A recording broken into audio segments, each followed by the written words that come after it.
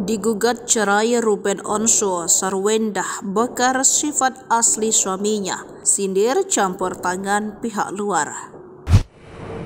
Digugat cerai Ruben Onsu, Sarwendah bakar sifat asli suaminya, sindir campur tangan pihak luar. Digugat cerai Ruben Onsu, Sarwendah bakar sifat asli suaminya, tak pernah sedikit pun menjelekkan ayah dari anak-anaknya.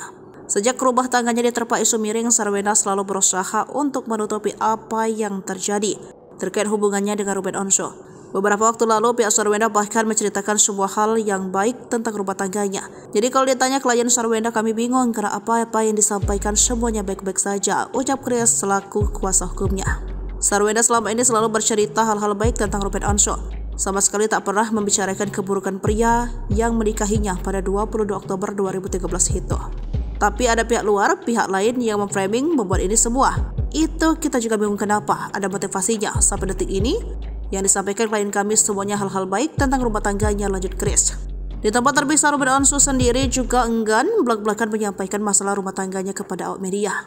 Pasca digugat cerai Ruben Onsu, Sarwendah tampaknya memilih acuh dan fokus berjualan di TikTok. Terekam aktivitas istri Ruben Onsu, Sarwendah di tengah kabar gugatan cerai dari sang suami. Digugat cerai Ruben Onsu, Sarwendah justru terlihat asyik berjualan beberapa barang dagangannya. Sarwendah sibuk berjualan melalui live streaming di TikTok. Namun tak hanya sendiri, Sarwendah ditemani kedua putrinya, Thalia Tania Onsu, dalam mempromosikan dagangannya.